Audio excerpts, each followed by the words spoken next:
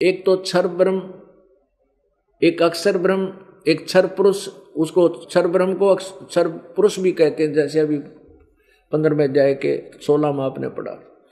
तो क्षर पुरुष यानी क्षर ब्रह्म, ये ज्योति निरंजन काल है, 21 ब्रह्मांड का मालिक है, इसको क्षर पुरुष भी कहते हैं। ये ब्रह्मा विष्णु महेश का पिता है, इसको सदाशिव भी कहते हैं। और अक्षर ब्रह्म ये परब्रह्म को कहते हैं, जो सात संग ब्रह्मांड का स्वामी है, इसको अक्षर पुरुष भी कहते हैं। और तीसरे नंबर का जो उत्तम पुरुष है तो अन्य परमात्मा इति उदारते, ये लोग तरम आविश्य विभर्ति अवय ईश्वर, वो परम अक्षर ब्रह्म है, वो तीसरे नंबर का वो परम अक्षर ब्रह्म है। अब प्रसंग चल रहा है कि हमारे सदग्रंथों में कितना निर्णायक ज्ञान दे रखा है, और हमें अब तक ब्रह्मा विष्णु महेश से ऊपर हमारी बुद्धि नहीं उठा थी, और ब्रह्मा विष्णु महेश से ऊपर किसी की बुद्धि गई है ऋषि महर्षियों की, वो ब्रह्म तक सीमित है। और ब्रह्म को घुमा फिरा करके वहीं ले आते हैं कि ब्रह्मा विष्णु महेश यही तीनों सर्वेश्वर हैं। कभी विष्णु के बारे में कहते थे कि विष्णु तीनों रूप धारण करके स्थिति सृष्टि और संहार करता है, क्योंकि अभी तक हमें निर्णायक ज्ञान मिला नहीं था, हमारी समझ ना थी हमारे पुराण क्या बताना चाहते। जबकि पुराणों में क्लियर लिखा है कि ये सदाशिव अलग है और ब्रह्मा विष्णु महेश रुद्र ये अलग है, और ये सदाशिव ये काल है, और इससे ऊपर, और इसी ने ये गीता जी बोली है। गीता जी का ज्ञान इसी ने बोला था। इस सदाशिव कहो, इसे क्षर पुरुष कहो, ब्रह्म कहो, क्षर ब्रह्म को। अब इसने श्री कृष्ण जी में प्रवेश करके प्रेत की तरह ये गीता जी का ज्ञान युद्ध करवाने के लिए बोला था। नहीं, श्री कृष्ण जी युद्ध नहीं कराना चाहते थे, वो तो 3 बार शांति दूत बनकर गए थे। और लास्ट में जब देखा था कि ये नहीं मानते, ये फैसला कर दिया था कि एक तरफ तो मैं होऊंगा, एक तरफ मेरी सेना होगी, और मैं हथियार भी नहीं उठाऊंगा। तो क्या फिर वो ऐसे पुण्यात्मा, और फिर युद्ध के समय जब अर्जुन मना कर रहा कि मैं लड़ना नहीं चाहता, भीख मांग कर गुजारा कर लेंगे हम तो, और मैं तो ये चाहता हूं कि भगवान ये मुझ नियत है को ये दुर्योधन मार दे और मैं मर जाऊं, ये युद्ध टल जावे, यहां तक उनके विचार। और उस समय यदि श्री कृष्ण जी बोल रहे होते, कह देते धन्य तेरे माता पिता ने, चल अर्जुन कुछ भी ना बिगड़ा अभी तक, चल मेरे साथ अपने रिश्तेदारों को वहां ले चलता हूं, और कितनी नरसंहार से पीछा छूट जाता है। उसी समय पता था काल ने कि अब कृष्ण मना कर देगा, श्री कृष्ण नहीं युद्ध होने देगा, तो स्वयं आकर के श्री कृष्ण जी के शरीर में प्रवेश कर गया, श्री कृष्ण जी की आत्मा को दबा दिया। जैसे यहाँ प्रेत आते हैं, वो आकर बोलते हैं, उस समय ओरिजिनल आत्मा को कुछ भी पता नहीं मैंने क्या बोला था, उसको हमने बताना पड़ा है कि तूने वो ये ऐसे कह रहा था, ऐसे कह रहा था, ऐसे कह रहा था। तो ऐसे ही गीता जी का ज्ञान श्री कृष्ण जी ने नहीं कहा, श्री कृष्ण जी को तो पता भी नहीं मैंने गीता में बोला क्या था।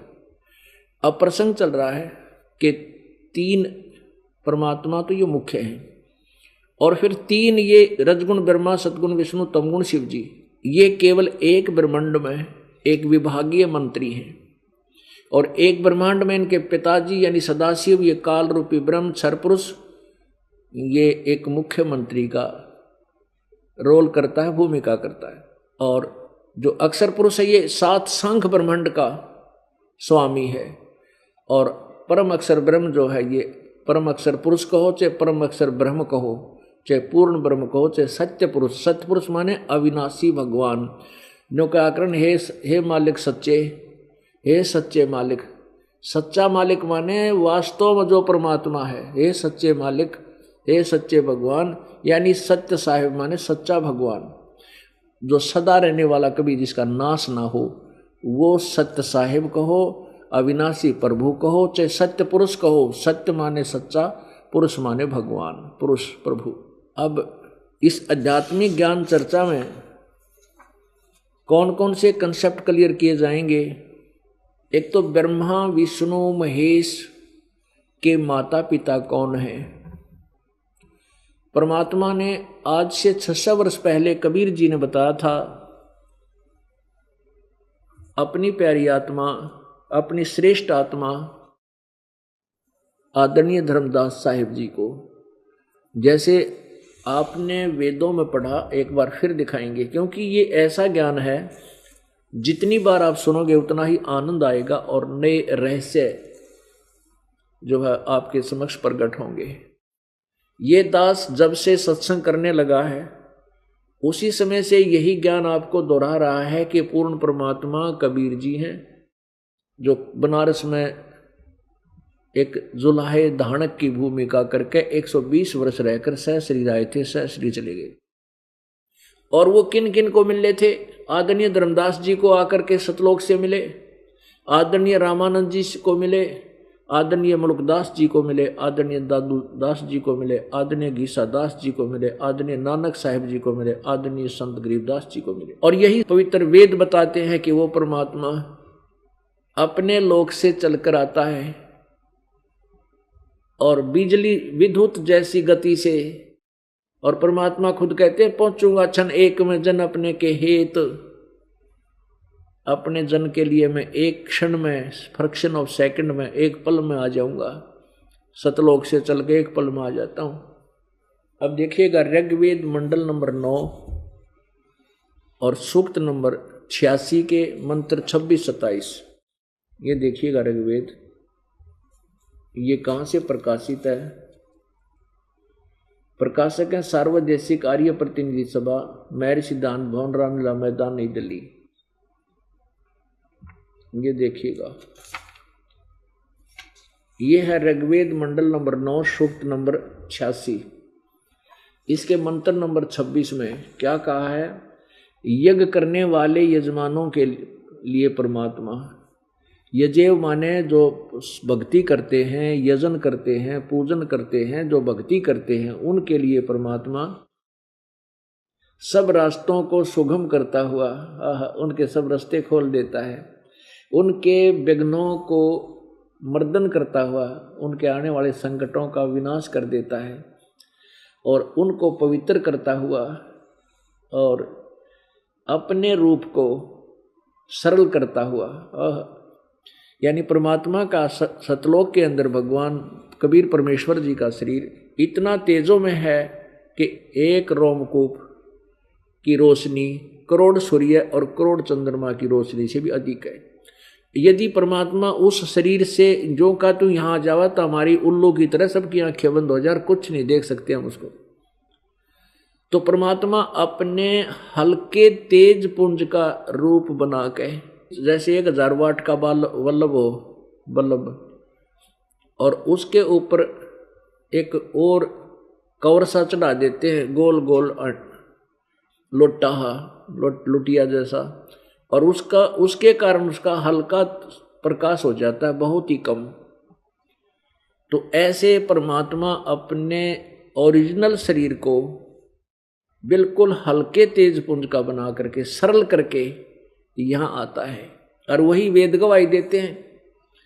ये वेद तो दास ने अभी देखे हैं, बाद में बहुत लास्ट में, और जो ज्ञान आपको पहले बताया जाता था आज उसका ये सदग्रंथ पवित्र वेद उसको समर्थन कर रहे हैं कि जो ज्ञान पहले परमात्मा ने दिया था वो सत्य है।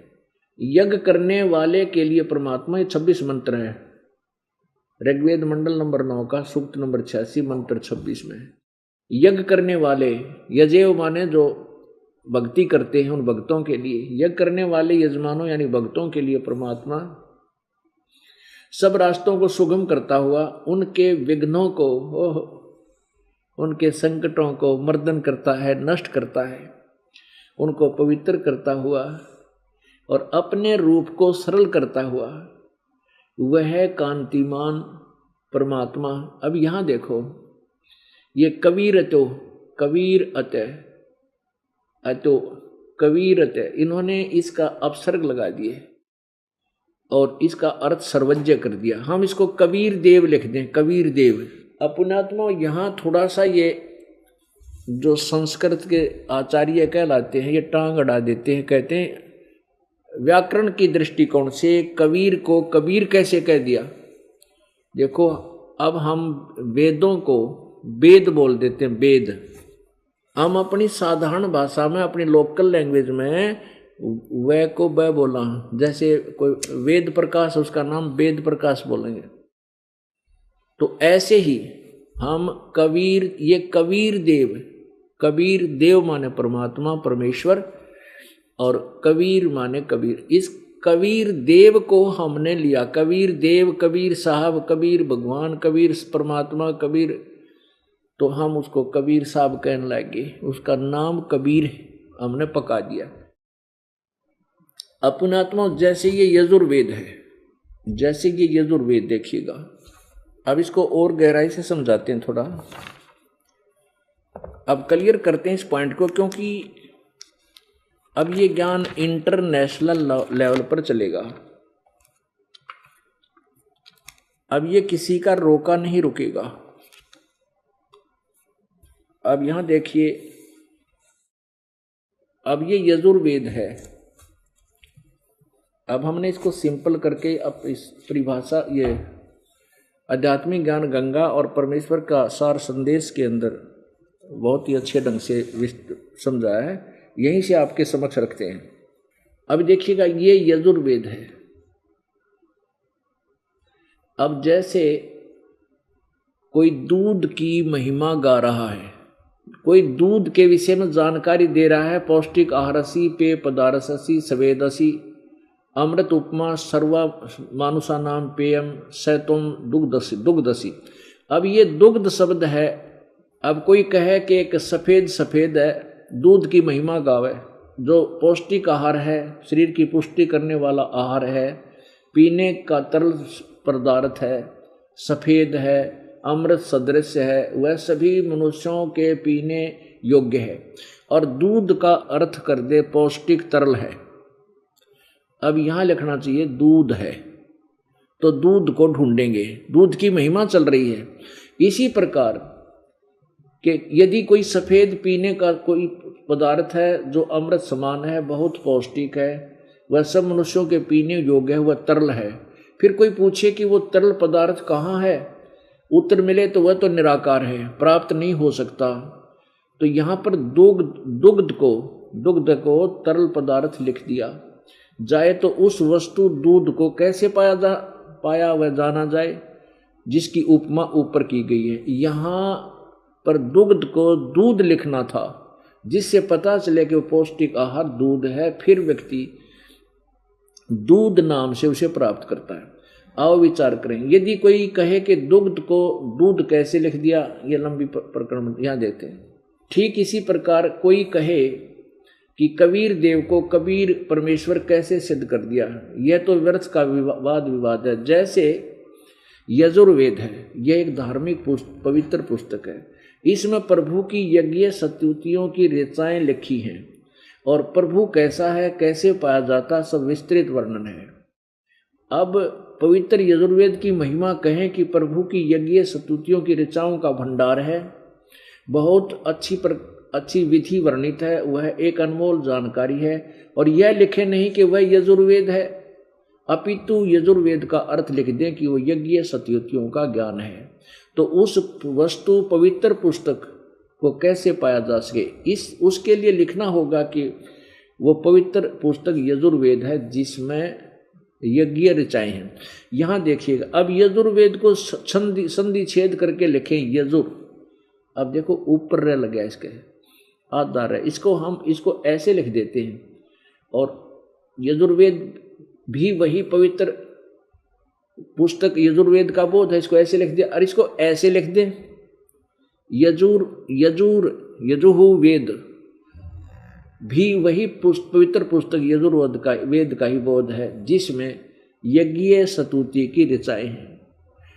अपनात्माओं, अब जैसे इन्होंने यहाँ देखिएगा, ठीक इसी प्रकार चारों पवित्र वेदों में लिखा है कि कबीर परमेश्वर है, जो सर्वशक्तिमान, जगत पिता, सर्व सृष्टि रचनहार, कुल का मालिक, पाप नाशक, काल की कारागार से छुटाने वाला अर्थात बंदी छोड़ है।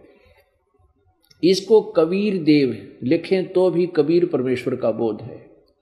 इसको ऐसे लिख दें कवि, जैसे अब प्रसंग कहाँ से चला है कि जैसे इस पवित्र ऋग्वेद मंडल नंबर 9 में सूक्त 86 के मंत्र नंबर 26 में इन्होंने ये यहाँ कबीर शब्द है, कबीर, हम कबीर कहने लगे इसको, कबीर अतो कबीर देव, यहाँ कबीर लिखा तो भी हमने कबीर देव कहना पड़ेगा। जैसे यजु लिखा हो तो यजुर्वेद बोलना पड़ेगा उसको, तो कवि यहाँ लिखना चाहिए था कबीर देव।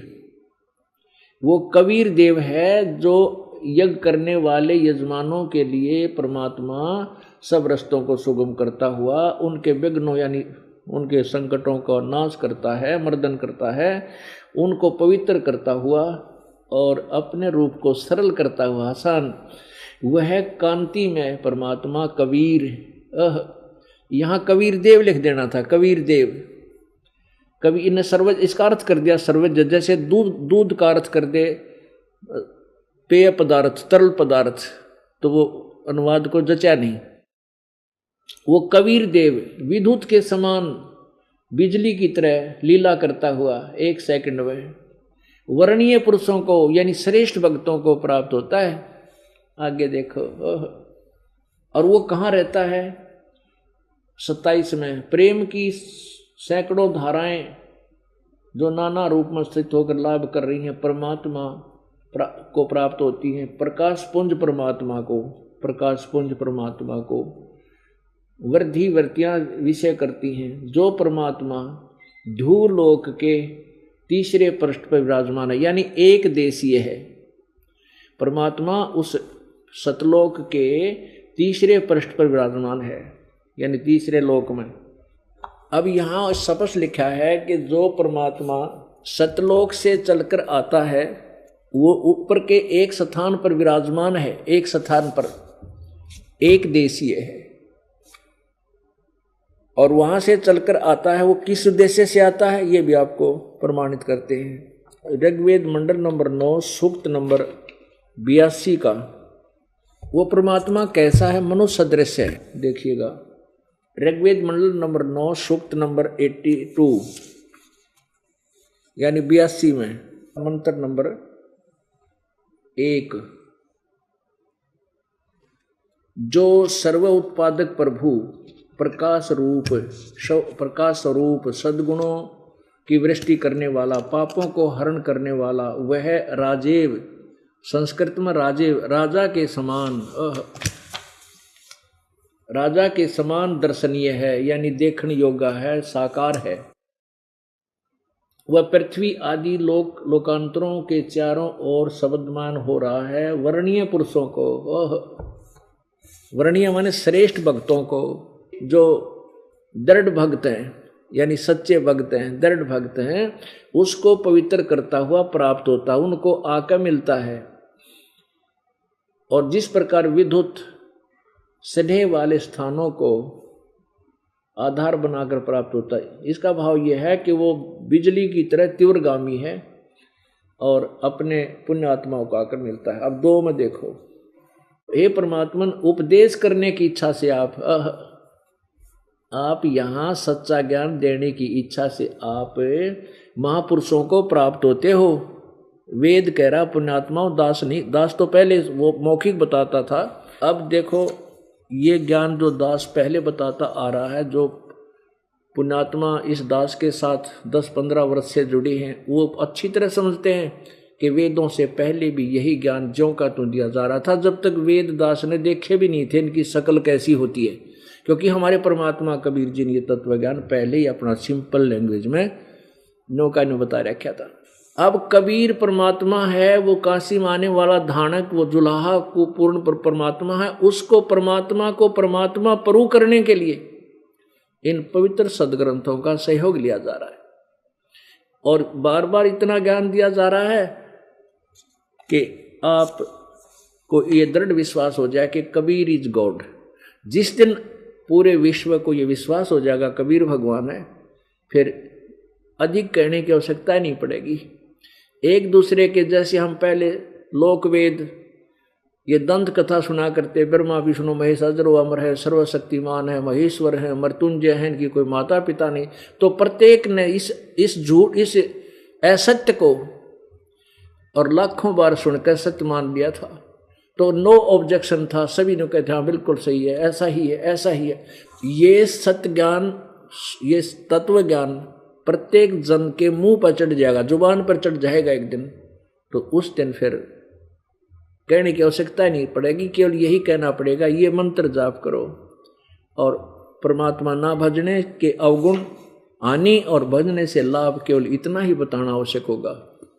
अब लाभ हानि तो ये दास थोड़ी बता पाता है, लेकिन ये निर्णय करना अति आवश्यक होगा कि भगवान कौन है और वो कैसा है, कहाँ रहता है, किसने देखा है। तब हमारा हृदय स्वीकार करेगा कि सचमुच परमात्मा ये है, फिर हम भक्ति करेंगे, फिर तो निसंशय हो जाएंगे, फिर कोई डाउट ही रहेगा। गीता जी अध्याय नंबर 2 के श्लोक 53 में कहा कि अर्जुन, जब तेरी बुद्धि भिन्न भिन्न प्रकार के भ्रमित करने वाले वचनों से हटकर एक तत्व ज्ञान पर आश्रित हो जाएगी, परमात्मा के ऊपर आश्रित हो जाएगी, तब तो तू भगत बनेगा, तब तो तू योग को प्राप्त होगा। अब देखो क्या बता रहे हैं, ऋग्वेद मंडल नंबर 9 सूक्त 82 में, इसके मंत्र नंबर 2 में, हे परमात्मन, उपदेश करने की इच्छा से आप महापुरुषों को प्राप्त होते हो।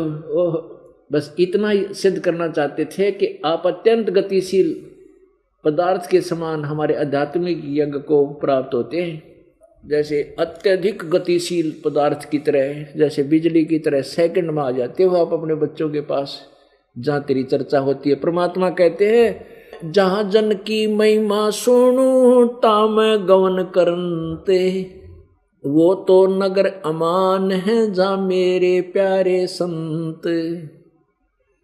जहाँ मेरे प्रिय जन मेरी चर्चा करते हैं वहाँ मैं गवन करंत, यानी मैं वहाँ चला जाता हूँ, पहुँच जाता हूँ, विद्यमान रहता हूँ, कहीं मेरे धार्मिक अनुष्ठानों में कोई निकम्मी आत्मा बाधा ना कर दे। आगे देखो 3 में वो क्लियर भी कर दिया है। ऋग्वेद मंडल नंबर 9 सूक्त 82 यानी 82 का मंत्र 3 क्या बताता है कि पवित्र यज्ञों में रक्षा से आप प्राप्त होते हैं। इसका अर्थ यह है कि रक्षा के लिए आप वहाँ अपने प्यारे भक्तों की, जहाँ पवित्र यज्ञ होते हैं, शास्त्र अनुकूल साधना अनुष्ठान होते हैं, आप रक्षा से यानी रक्षा के लिए वहाँ प्राप्त होते हैं, वहाँ पहुँच जाते हो। पृथ्वी आदि लोकांतरों में, लोकांतरों में गति करते हुए चलते फिरते सर्वव्यापक नहीं है, आप है, मानी आप सर्वव्यापक नहीं है, स्वयं गतिशील होकर विराजमान होते हो, यानी वहाँ से चलकर आते हो। अब इन्होंने अनुवाद बहुत गोलमोल करके करने की चेष्टा की, फिर भी सच्चाई नहीं छुप सकी। इसका वास्तविक अनुवाद तो कुछ और होगा। अब देखिएगा, ऋग्वेद मंडल नंबर 9 सूक्त नंबर 20 मंत्र नंबर 1, ये कबीर देव, ये स्पष्ट लिखा कबीर देव, इन्होंने क्या कर दिया है कि वह परमात्मा कवि, मेधावी अर्थ कर दिया कवि का। यहाँ पर हम कबीर या कबीर कहें, कबीर है और सबका रक्षक है, विद्वानों की तृप्ति के लिए ज्ञान देता है। यानी सच्चा ज्ञान तृप्त, उसी के ज्ञान से जीवात्मा तृप्त होती है और दुष्टों को मारता है, निकम्मी आत्माओं को संहार करता है। अब हमने ये क्लियर करना है कि परमात्मा कैसा है और कहाँ रहता है। परमात्मा नर आकार है, मनुष्य जैसा है। सबसे पहले हम आपको पवित्र बाइबल में दिखाते हैं परमात्मा कैसा है, और फिर पवित्र कुरान शरीफ में आप देखोगे परमात्मा कैसा है, और फिर पवित्र वेदों में देखोगे परमात्मा मनुष्य जैसा है।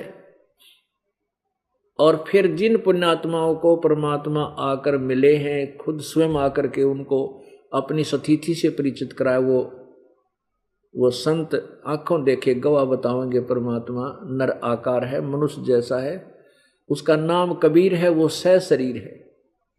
अब सबसे पहले आपको पवित्र बाइबल दिखाते हैं। अब पुण्यात्माओं, जिस भी धर्म से हम संबंधित हैं, पुण्यात्माएं वो स्वयं ही अपने सदग्रंथों से अपरिचित हैं। हमारे सदग्रंथ हमें क्या संदेश दे रहे हैं?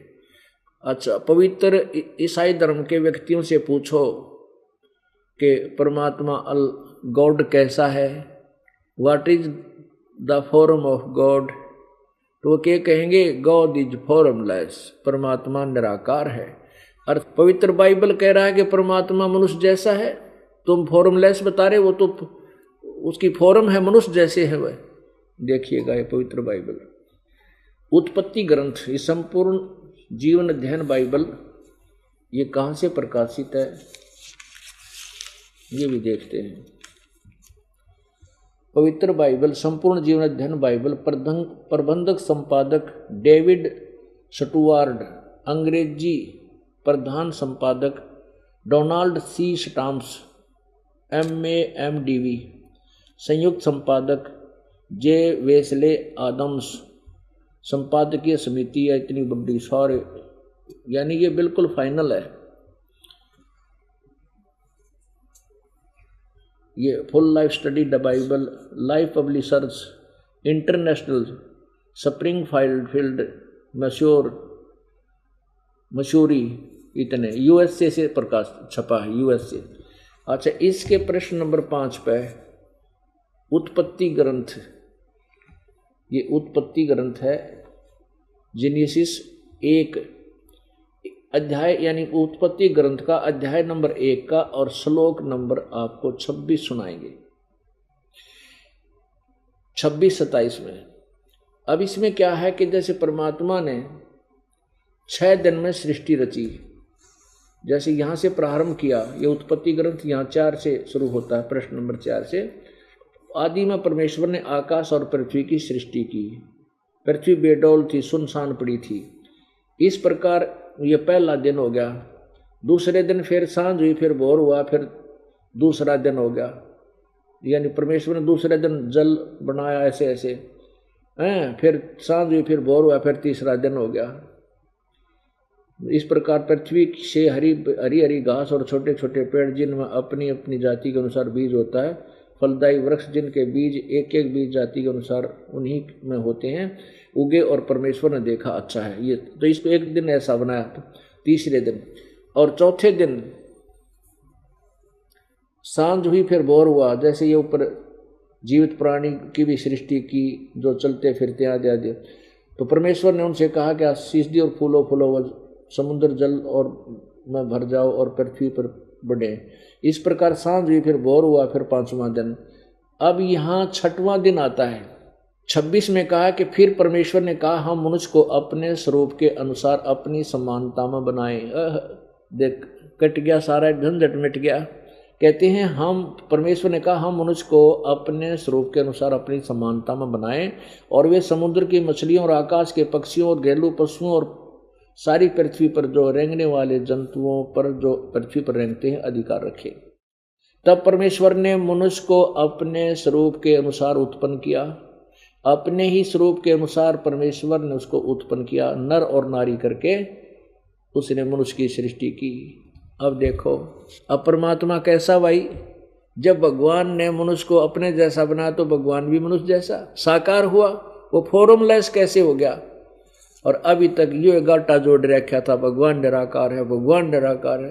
रचना गजब हुई है, इतने सूझबूझ के काम और इतनी बड़ी पृथ्वी, इतने आकाश और ऐसे पदार्थ भगवान ने बनाए, निराकार के ऊपर बना देगा उसने। निराकार कारीगर एक खुरचना तो बना के दिखा दो, यानी कोई एक पेचकस बना के दिखा दे, कमाल की बात कर रखी थी, कति अंधे कर रखे थे। अब आगे देखो और प्रमाण पवित्र बाइबल में। अब प्रश्न नंबर 9 पे आपको दिखाते हैं, ये देखो प्रश्न नंबर 9, और मनुष्य का पतन। योहा परमेश्वर ने जितने बनेले पशु बनाए उनमें सर्वदुरत था। उसने स्त्री से कहा, ये मनुष्य जो आदम और वो बना दिया ना, हम नीचे आना चाहते हैं, यहाँ देखेंगे परमात्मा ने, उस भगवान ने क्या करा कि उनको एक वाटिका में छोड़ दिया, आदम और उसकी पत्नी हव्वा को। तब उन दोनों की, अब यहाँ पढ़ना पड़ेगा सारा जब सुन पाओगे। अब परमात्मा ने, जैसे आपने पढ़ा कि परमात्मा ने, ईश्वर ने, परमेश्वर ने नर और नारी करके उनकी सृष्टि की, तो इसमें ज़्यादा डिटेल ना बता करके केवल अपना मतलब की बातें हम लेना चाहते हैं। तो उसमें क्या कहा है कि आदम और हव्वा वो पति पत्नी बना दिए और उनको एक बाग में छोड़ दिया। उस बाग के और भगवान ने उनसे कहा कि तुम इस बगीचे के सब फल खाना लेकिन बीच वाले फल नहीं खाना। तो एक दिन सर्प ने बता दिया कि तुम बीच वाले फल क्यों नहीं खा रहे। तो उन्होंने बताया सर्प से कि भगवान ने मना किया हमारे को बीच वाले फल खाने से। अब ये पढ़ के देखो जब बात बनेगी। योहा परमेश्वर ने जितने बनेले पशु बनाए थे उन सब में सर्प दुरुत था। उसने स्त्री से कहा, क्या सच है कि परमेश्वर ने कहा कि तुम, अब यहां से शुरू करना पड़ेगा। तब परमेश्वर ने आदम को भूमि की मिट्टी से रचा और उसके नथनों में जीवन का श्वास फूंक दिया। आदम जीवित प्राणी बन गया। और योहा परमेश्वर ने पूरब की ओर अदन में एक वाटिका लगाई। वहां आदम को जिसे उसने रचा था रख दिया, आदम को वहां रख दिया। और योहा परमेश्वर ने भूमि के सब भांति के वृक्ष जो देखने में मनोहर और उनके फल खाने में अच्छे थे उगाए, और वाटिका के बीच में जीवन के वृक्ष को भी और भले बुरे के ज्ञान के वृक्ष को भी लगाया। यहाँ देखिए, तब योहा परमेश्वर ने आदम को लेकर अदन की वाटिका में रख दिया और उसमें काम करे और उसकी रक्षा करे। वह उसमें काम करे और रक्षा करे। और योहा परमेश्वर ने आदम को आज्ञा दी कि तू वाटिका के सब वृक्षों के फल बिना खट के खा सकता है, पर भले बुरे के ज्ञान का जो वृक्ष है उसका फल तू कभी न खाना, क्योंकि जिस दिन तू उसका फल खाएगा उसी दिन अवश्य मर जाएगा। ये भगवान ने डरा दिया था आदम को। फिर योहा परमेश्वर ने कहा कि आदम का अकेला रहना अच्छा नहीं, मैं उसके लिए ऐसा सहायक बनाऊंगा जो उससे मेल खाए। तब योहा परमेश्वर ने आदम को भारी नींद में डाल दिया और जब वह सो गया तो उसने उसकी एक पसली निकालकर उसकी जगह मांस भर दिया। और योहा परमेश्वर ने उस पसली को जो उसने आदम से निकाली थी सत्री बना दिया और उसको आदम के पास ले गया। तब आदम ने कहा, अब ये मेरी हड्डियों में की हड्डी है और मेरे मांस में का मांस है, इसलिए इसका नाम नारी होगा, क्योंकि यह नर में से निकली है। इस प्रकार पुरुष अपने माता पिता को छोड़ अपनी पत्नी के मिला रहेगा और वह एक ही तन बने रहेंगे। आदम और उसकी पत्नी दोनों नंगे थे, वह लज्जाते न थे। अब ये आपने 8 पृष्ठ पर पढ़ा, 9 पे देखो, यहाँ से शुरू होगा। योहा परमेश्वर ने जितने बनेले पशु बनाए थे उन सब में सर्प दुरुत था, सर्प तेज चालाक था। उसने स्त्री से कहा कि क्या सच है कि परमेश्वर ने कहा है तू इस वाटिका के किसी वृक्ष का फल न खाना। स्त्री ने सर्प से कहा, इस वाटिका के वृक्षों के फल हम खा सकते हैं, पर जो वाटिका के बीच में है इस फल के विषय में परमेश्वर ने कहा है कि न तो तुम इसको खाना और न इसको छूना, नहीं तो मर जाओगे। अब तब सर्प ने स्त्री से कहा, तुम निश्चय ना मरोगे। सर्प ने बोला, तुम मरोगे नहीं, वरना परमेश्वर आप जानता है कि जिस दिन तुम उसका फल खाओगे उसी दिन तुम्हारी आंखें खुल जाएंगी, तुम भले बुरे का ज्ञान पाकर परमेश्वर के तुल्य हो जाओगे। अतः जब स्त्री ने देखा कि वह वृक्ष का फल खाने के लिए अच्छा और देखने मन भाऊ और बुद्धि देने के लिए चाहने योग्य भी है, तब उसने उसमें से तोड़कर खाया और अपने पति को भी दिया, उसने भी खाया, आदम ने भी खा लिया। तब उन दोनों की आंखें खुल गई और उनको मालूम हुआ कि वे नंगे हैं, इसलिए उन्होंने अंजीर के पत्ते जोड़ तोड़कर लंगोट बना लिए। तब योहा परमेश्वर जो दिन के ठंडे समय वाटिका में फिरता था, अब देखो साकार भगवान, कितने प्रमाण है। अब वाटिका में फिरता था, साकार था, और कौन ये आवाज चल रही थी भगवान की, यानी वहां वो साकार वाटिका में फिरता था, घूमा था, का शब्द उनको सुनाई दिया। तब आदम और उसकी पत्नी वाटिका के वृक्षों के बीच यहोवा परमेश्वर से छिप गए। तब यहोवा परमेश्वर ने पुकार कर आदम से पूछा, तू कहाँ है? उसने कहा, मैं तेरा शब्द बारी में सुनकर डर गया, क्योंकि मैं नंगा था इसलिए मैं छिप गया। उसने कहा, परमात्मा ने कहा कि किसने तुझे बता दिया तू नंगा है? जिस वृक्ष के फल खाने को मैंने तुझे मना किया था, क्या तूने उसका फल खा लिया है? आदम ने कहा, जिस स्त्री को तूने मेरे संग रहने को दिया है उसी ने उस वृक्ष का फल मुझे दिया है और मैंने खाया है। तब यहोवा परमेश्वर ने स्त्री ने कहा, तूने यह क्या किया? स्त्री ने कहा, सर्प ने मुझे बहका दिया, तब मैंने खाया। पुण्य आत्माओं, इससे क्या सिद्ध हुआ कि परमात्मा साकार है। आगे देखो अब क्या है पुण्य आत्माओं, जैसे पूर्ण परमात्मा ने 6 दिन में सृष्टि रची, 7वें दिन विश्राम किया। इसी पवित्र बाइबल में अब 6ठा दिन आपने पढ़ा कि भगवान ने मनुष्य को अपने समान में बना दिया, नर नारी करके उनकी सृष्टि की और स्वयं 7वें दिन विश्राम किया। वो पूर्ण परमात्मा तो चले गए, विश्राम किया, वो तो एक स्थान पर बैठ गए। उसके बाद यहाँ की बागडोर इस काल ने संभाल ली, इस ज्योति निरंजन ब्रह्म ने, और इसने आगे अपने 3 पुत्रों को दे दी। अब देखो पवित्र हिंदू धर्म के सदग्रंथों से कितना मेल खाते हैं ये पवित्र बाइबल। इसमें एक से अनेक परमात्मा, जैसे आप दास आपको बता रहा कि 3 परमात्मा पवित्र गीता जी ने बताया, ऐसे पवित्र बाइबल भी आपको सिद्ध करेगा कि अनेक भगवान हैं। ये देखिएगा, ये प्रश्न नंबर 10 बाइबल का और उत्पत्ति ग्रंथ है और इसका 3 नंबर अध्याय है और इसका श्लोक नंबर 20, 21, 22 सुनेंगे। और यहोवा परमेश्वर ने आदम और उसकी पत्नी के लिए चमड़े के अंगरखे बनवाकर उनको पहना दिए। परमात्मा साकार है, उनके कपड़े बनवा के ले और उनते पर आए। आगे देखो, फिर यहोवा परमेश्वर ने कहा कि मनुष्य भले बुरे का ज्ञान पाकर हम में से एक के समान हो गया। इससे सिद्ध है कि भगवान एक से अधिक हैं देवता।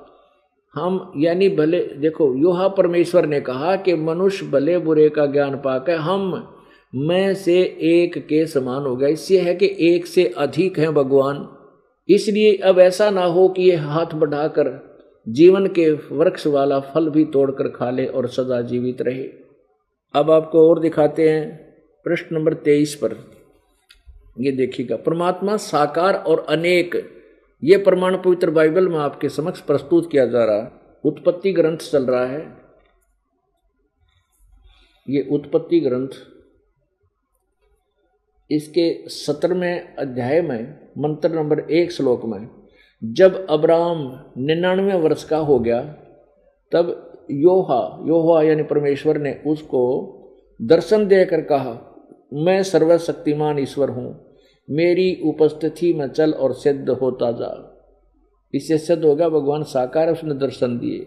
आगे देखो, एक से अनेक परमात्मा के बारे में और दिखाते हैं आपको। ये 24 नंबर पृष्ठ पर वही उत्पत्ति ग्रंथ 18वें का प्रथम।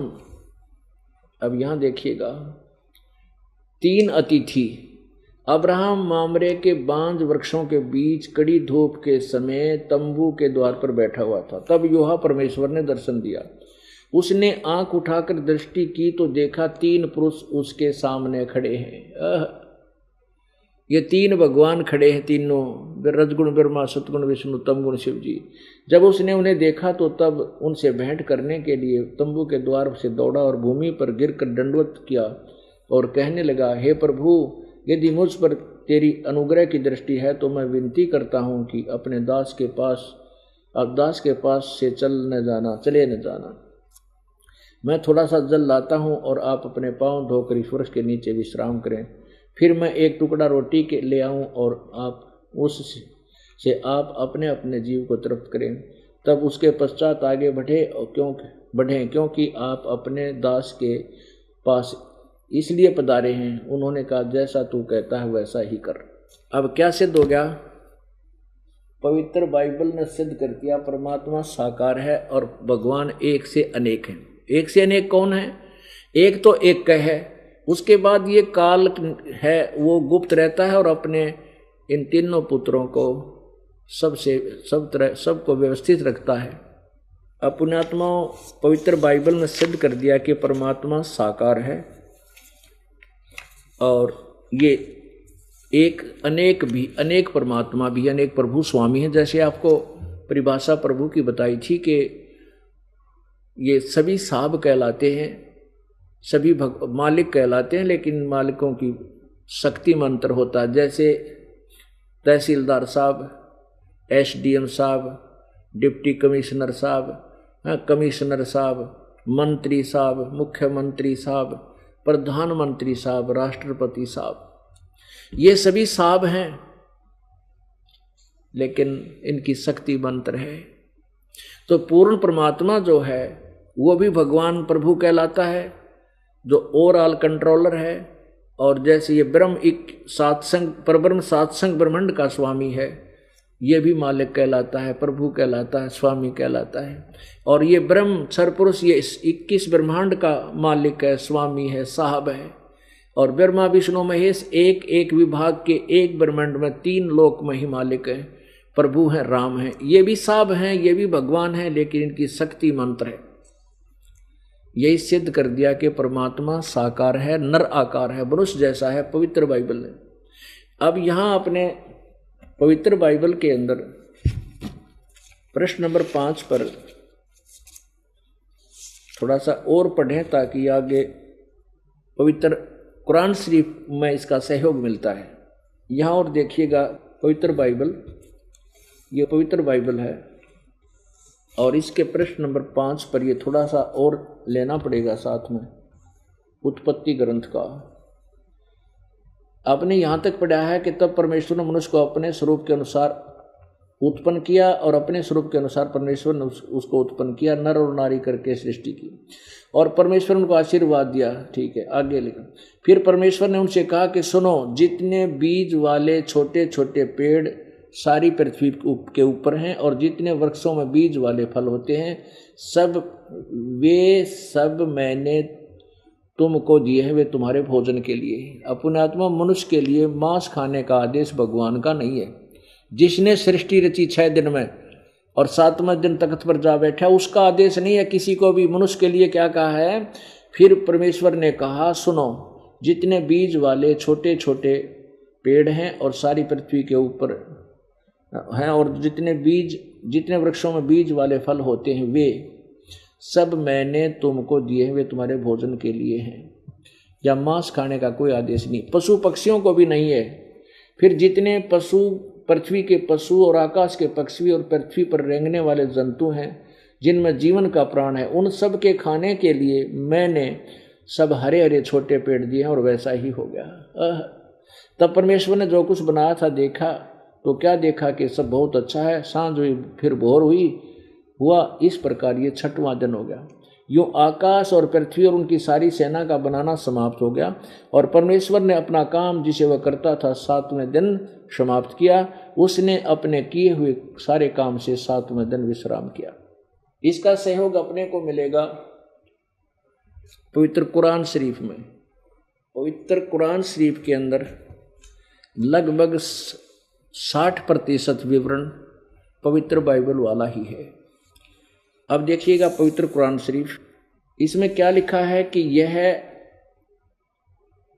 यह वह इलामी किताब है जिसमें कोई संदेह की गुंजाइश नहीं। यानी इसमें जो लिखा है वो बिल्कुल ओके है। कुरान शरीफ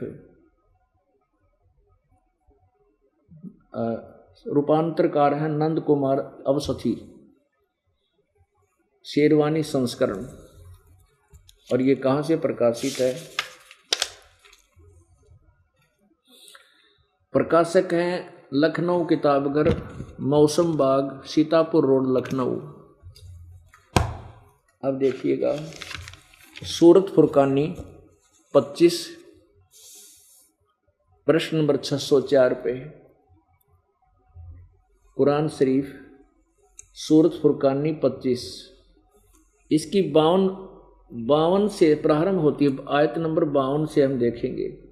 फला तुतियल काफिरन व जाहिदम बही बिहादन कबीरन।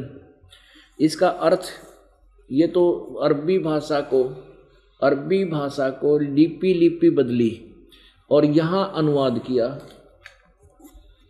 अब 52 में कुरान शरीफ ज्ञान दाता अल्लाह, जिसको हजरत मोहम्मद अपना भगवान मानता है, पूरा मुसलमान समाज जिसको भगवान मानता, अल्लाह मानता है, तो वो क्या कह रहा है, ए पैगंबर अर्थात हे हजरत मोहम्मद, तुम काफरों का कहा न मानना, और इस कुरान की दलीलों से जो मैं तुझे ज्ञान दे रहा हूं उनका सामना बड़े जोर से करो। अब इन्होंने कबीर का अर्थ, ये कबीरन शब्द लिखा है, कबीरन, इसका अर्थ बड़ा कर दिया। अब हम ज्यादा पचेड़े ना पड़े, आगे चलते हैं। अब 52 में क्या कहा है, और इसका वास्तविक अर्थ ये है कि हजरत मोहम्मद को कुरान शरीफ का ज्ञान देने वाला अल्लाह कह रहा है कि मैं तुझे जो बता रहा हूं वो अल्लाह कबीर है। और इन्हीं के अनुवाद अनुसार मान लीजिए हम इसको छोड़ दें विवाद के प्रश्न को कि वो काशी वाला कबीर है, ये तो बाद में समझ में आएगा जब सारे गवाह सामने होंगे। हम इतना मान लें कि ये बड़ा मानते हैं कि वो कबीर का अर्थ बड़ा है, तो वो कुरान शरीफ का ज्ञान देने वाला अल्लाह कह रहा है कि वो बड़ा भगवान जो है, बड़ा भगवान कबीर, उसको ये काफिर लोग नहीं मानते, ये अन्य देवताओं की पूजा करते हैं, और इनकी बातों को तू मत मानना। मैं जो तुझे कह रहा हूं ना कि वो परमात्मा ही पूजा के योग्य है, वही सर्वशक्तिमान है, और वो वही है कबीर, जिसने, यानी वो बड़ा भगवान मान कर चला, जिसने 6 दिन में सृष्टि रची, 7वें दिन विश्राम किया, और वो अविनाशी परमात्मा। इससे एक तो ये सिद्ध हो गया कि कुरान शरीफ के ज्ञान देने वाले भगवान से कोई और बड़ा भगवान है। आगे देखो, इसका अर्थ वास्तव ये है कि ए पैगंबर, तुम काफिरों का कहा न मानना, और इस कुरान की दलीलों से उनका बड़े जोर से सामना जोर से करो। इसका अर्थ यह है कि वो कबीर परमात्मा जो बड़ा भगवान है उसके लिए तू संघर्ष कर, लड़ना नहीं, संघर्ष करके उनकी बात ना मानना। वो तो मजाक करेंगे, तेरा हंसी करेंगे और न्यों कहेंगे कितने ले आ, और भगवान तू, मैं जो कह रहा हूँ मेरे द्वारा दिए गए ज्ञान पर विश्वास रख। उस कबीर पर, उस बड़े बड़े भगवान को ये अन्य काफिर लोग नहीं मानते, तो उस मेरी बात पर विश्वास कर। और देखो ये वही है कबीर, ये वही बड़ा भगवान है जिसने 6 दिन में सृष्टि रची, जिसने सब मनुष्यों की सृष्टि की। देखिएगा अब 52 नंबर आयत में सूरत फुरकानी की, देखिए यही सूरत फुरकानी 25 607 पे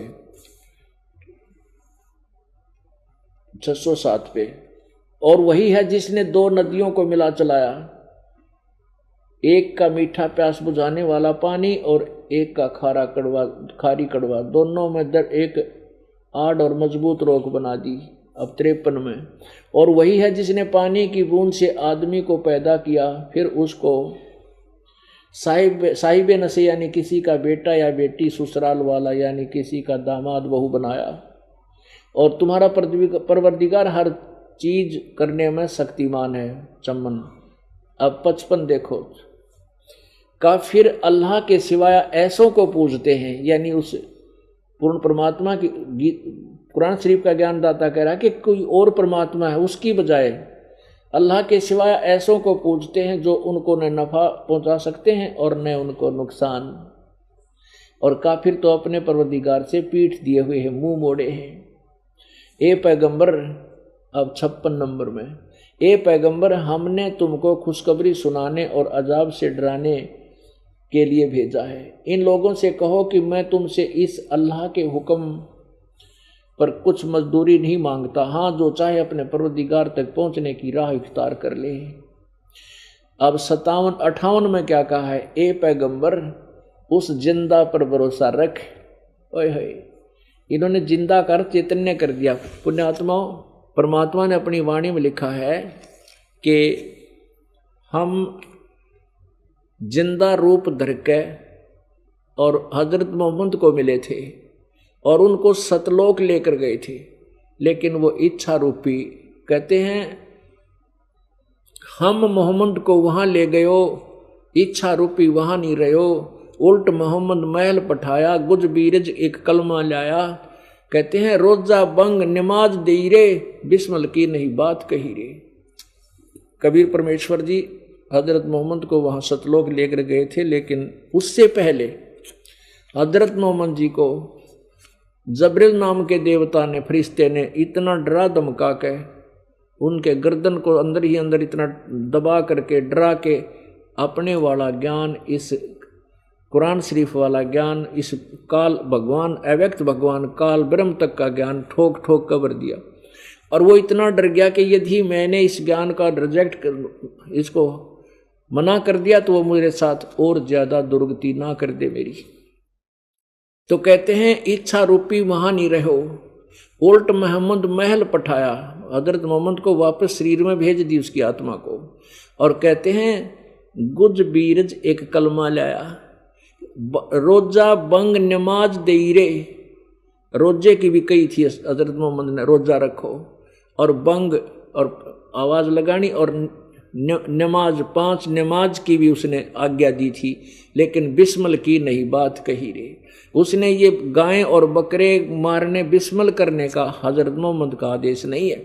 कहते हैं नबी मोहम्मद नमस्कार है, राम रसूल कहाया, 1,80,000 को सौगंध जिन नहीं करत चलाया। अरस कुरस पर अलह तकत है, अरस कुरस पर अलह तकत है, यानी आसमान के ऊपरले हिस्से में परमात्मा का स्थान है। अरस कुरस पर अलह तकत है, खालिक बन्नी खाली, वह पैगंबर पाक पुरुष थे साहिब के अब्दाली। जिन महापुरुष जो तुम्हारे पूर्वज हुए हैं, हजरत मोहम्मद जी ने कभी मांस नहीं खाया, और 1,80,000 उनके अनुयायी हुए थे, उन सौगंध है उन्होंने भी मांस तक नहीं छुआ। अब आप जी अपनी जीभ चटोरी के कारण ये पाप के भागी बन रहे हो, और साथ में भोली आत्मा मुसलमानों को भी ये कह रहे। अपना आत्मा, एक तो ये प्रश्न हल हो गया। पवित्र बाइबल में जो 6 दिन में सृष्टि रचने वाला भगवान का आदेश है कि मांस नहीं खाना, केवल फलदार पौधे, बीजदार पौधे, फलदार वृक्ष, ये तुम्हारे लिए, नथिंग एल्स। उसके बाद यदि पवित्र बाइबल में मांस खाने का आदेश है तो अल्लाह का नहीं, वो किसी और फरिश्ता का, वो हमें मान्य नहीं है।